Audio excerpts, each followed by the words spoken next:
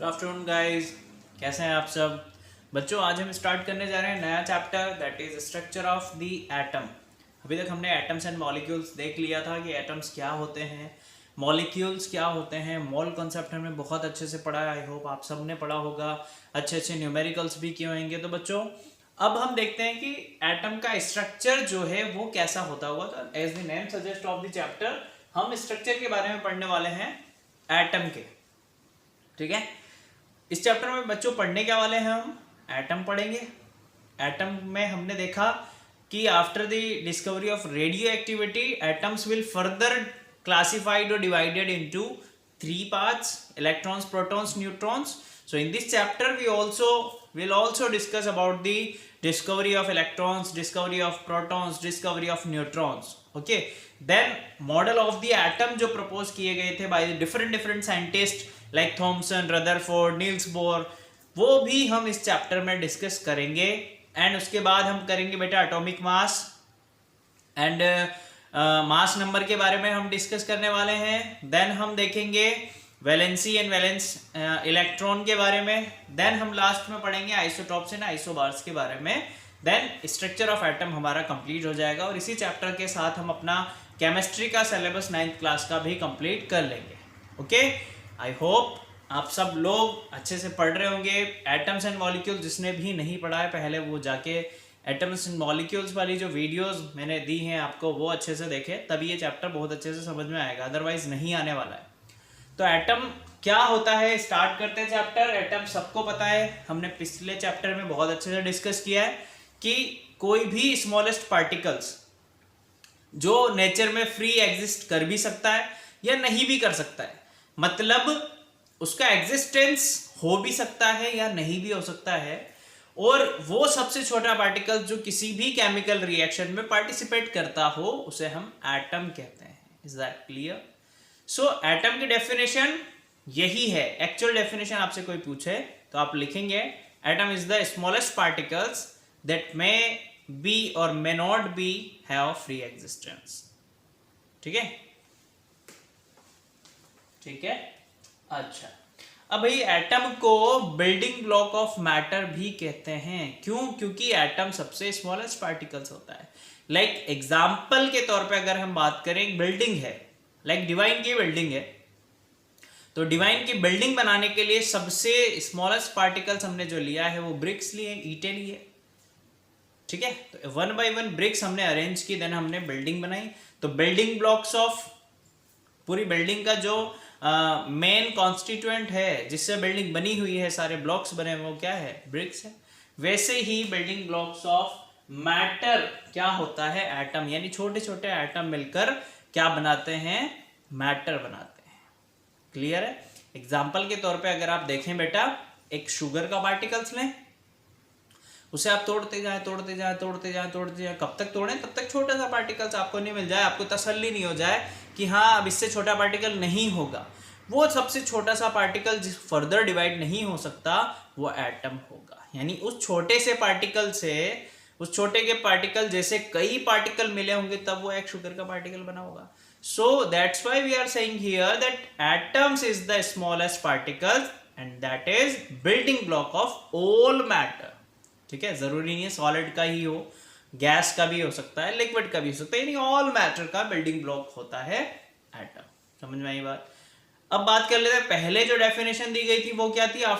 Before the discovery of radio activity, जो earlier Dalton ने जो डिस्कवरी हमें दी थी, सॉरी डेफिनेशन जो हमें दी थी वो क्या थी कि atom is the smallest particles that can not be further divided into small particles by applying any physical और केमिकल मेथड।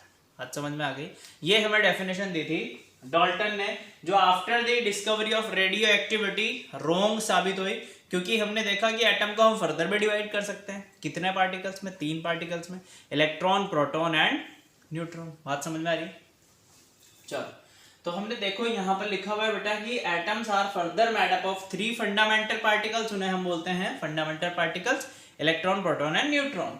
सो आइए बेटा उनकी कैरेक्टरिस्टिक्स पढ़ लेते हैं, देन हम उसके बारे में फर्दर डिस्कस करेंगे कि एटम होता कैसा है ना।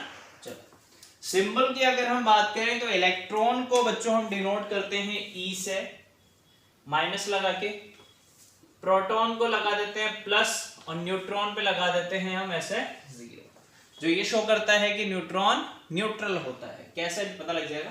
नेचर की बात करें तो ये होता है बच्चों नेगेटिव चार्ज, नेगेटिव चार्ज या नेगेटिवली चार्ज, कुछ भी बोले आप, ये होता है पॉजिटिव चार्ज, पॉजिटिव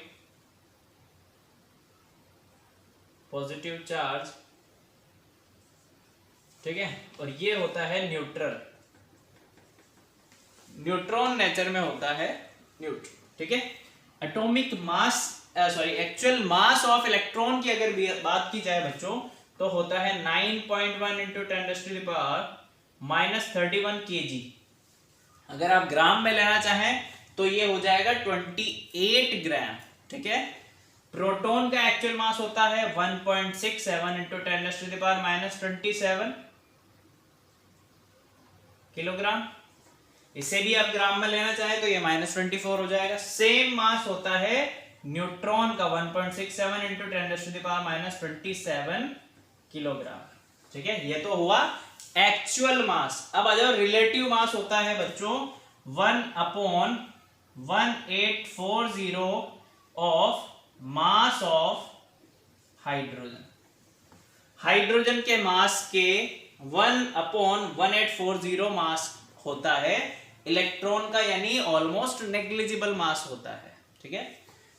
प्रोटॉन का मास होता है बेटा +1, ये भी होता है 1U प्लस नहीं है सॉरी 1U, और ये भी 1U यानी 1 यूनिट, और न्यूट्रॉन का मास भी 1 यूनिट, ठीक है। एक्चुअल चार्ज, एक्चुअल बोलो या फिर एब्सोल्यूट बोल दो, तो एब्सोल्यूट लिख देते हैं यहां पर,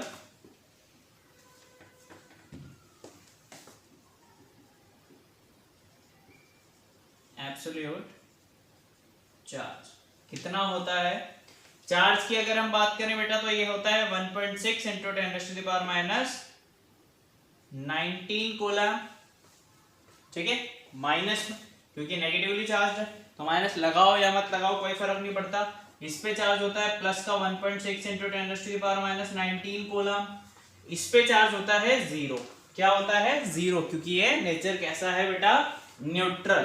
अब रिलेटिव चार्ज की बात कर लेते हैं। ये होता है -1, ये होता है +1 और ये हो जाता है 0। बात समझ में आ रही है? So these are the characteristics of this fundamental particle of atom और the subatomic particle of the atom. Okay, इतनी बात समझ में आई।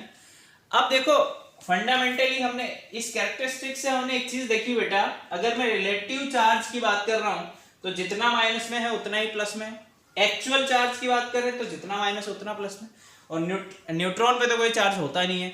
तो मुझे यहां से एक बात समझ में आ रही है कि जो एक्चुअल एटम है वो न्यूट्रल होता होगा कहीं ना कहीं, क्योंकि जितना पॉजिटिव उतना नेगेटिव, तो दोनों आपस में क्या हो रहेंगे? बैलेंस हो रहेंगे, कैंसिल आउट हो रहेंगे। तो एटम जो है इलेक्ट्रिकली न्यूट्रल है, और हमें साइंटिस्ट ने भी यही बताया था। क्रूक्स ने बताया कि इलेक्ट्रिकली न्यूट्रल है, स्टोनी ने बताया इलेक्ट्रिकली न्यूट्रल है। ठीक है, तो एटम इलेक्ट्रिकली न्यूट्रल है, ये कैसे हमें पता लगेगा? ये तो हमें पता लग गया इलेक्ट्रिकली न्यूट्रल है, बट अब मैं आपको कुछ प्रैक्टिकल करके बताऊंगा बेटा। कुछ प्रैक्टिकल हम करेंगे यहाँ पर, जिससे पता लगेगा कि इलेक्ट्रिकली न्यूट्रल तो है पर चार्ज कहाँ से आता है। आप इसे नोट डाउन करो, देन हम वो एक्टिविटी देखते हैं एक दो। देखो बेटा, अब हमने देखा कि charge particles in matter, charge particles होते हैं या नहीं होते हैं, और होते हैं तो कहाँ से आते हैं, और नहीं होते हैं तो कहाँ जाते हैं। ये देखने के लिए हमने क्या किया, एक एक्टिविटी की। हमने क्या किया बेटा, कॉम्ब लिया। कॉम्ब को हम रब करेंगे अपने हेयर पे, देन उस रब करने के बाद उस कॉम्ब को हम पेपर पीसेस के पास ले जाएंगे। तो क्या होता है ये हम ऑब्जर्व करने वाले हैं। ठीक है, फर्स्टली हमें क्या करेंगे, सबसे पहले कॉम्ब को रब करेंगे हमारे ड्राई हेयर पे। ये कॉम्ब है, इसे मैंने रब किया हेयर पे। ठीक है, आफ्टर रबिंग क्या करेंगे, जैसे ही हम रब करते हैं तो हेयर से कुछ इलेक्ट्रॉन्स बोले या कुछ चार्ज बोले, वो कहाँ होता है? ट्रांसफर हो जाता है। कहाँ पर? कॉम्ब पे ट्रांसफर हो गया। अब आप इस कॉम्ब को जैसे ही पेपर पीसेस के पास ले जाएंगे तो क्या होगा, चार्ज अट्रैक्ट करेगा पेपर पीसेस को। कौन सा चार्ज? जो कॉम्ब पे आया कहां से? हेयर से। वो अट्रैक्ट करेगा पेपर पीसेस को और पेपर पीसेस क्या हो जाएंगे, इस पे अट्रैक्ट हो जाएंगे, चिपक जाएंगे। बात समझ में आई? बट अब कंफ्यूजन आता है कि अभी तो आप कह रहे थे कि एटम इलेक्ट्रिकली न्यूट्रल होता है, अब आप कह रहे हैं कि हेयर से कॉम्ब पे चार्ज आया, इस चार्ज की वजह से अट्रैक्शन हो रहा है पेपर पीसेस और कॉम्ब के बीच में। तो ये बात कुछ समझ में नहीं आई। ठीक है, सेम आप क्या करो, आप एक सिल्क ग्लास रोड ले लो, उसे आप क्या करो, ग्लास रोड को सिल्क के कपड़े पे जब आप रब करेंगे तो रब करने पे क्या होगा बेटा, पॉजिटिव चार्ज आ जाएगा ग्लास रोड पे। अब इस ग्लास रोड को जब आप इन्फ्लेटेड बलून के पास ले जाएंगे तो बलून क्या होगा, इस ग्लास रोड पे चिपक जाएगा। ऐसा हो क्यों रहा है? बेसिकली चार्ज ट्रांसफर होने की वजह से। सिल्क क्लॉथ से चार्ज आया ग्लास रोड में, यहां पर अपने ड्राई हेयर से चार्ज आया किस पे, कॉम्ब पे। बट हम डिस्कस कर रहे थे और साइंटिस्ट ने भी ये एक्सपेरिमेंटली हमें बताया कि एटम इलेक्ट्रिकली न्यूट्रल होता है। बट अभी हमने एक्टिविटी करी उससे तो इलेक्ट्रिकली न्यूट्रल नहीं हो रहा है क्योंकि चार्ज दिख रहा है हमें। तो बेटा ये चार्ज आया कहां से, यही हम फर्दर इस चैप्टर में डिस्कस करने वाले हैं कि एटम इलेक्ट्रिकली न्यूट्रल कैसे होगा। यही हम इस चैप्टर में पढ़ेंगे by the discovery of subatomic particles, जो हम नेक्स्ट क्लास में डिस्कस करेंगे। Okay, thank you so much, keep learning, और नेक्स्ट क्लास देखना मत भूलना वरना डाउट क्लियर नहीं होगा। Okay, bye.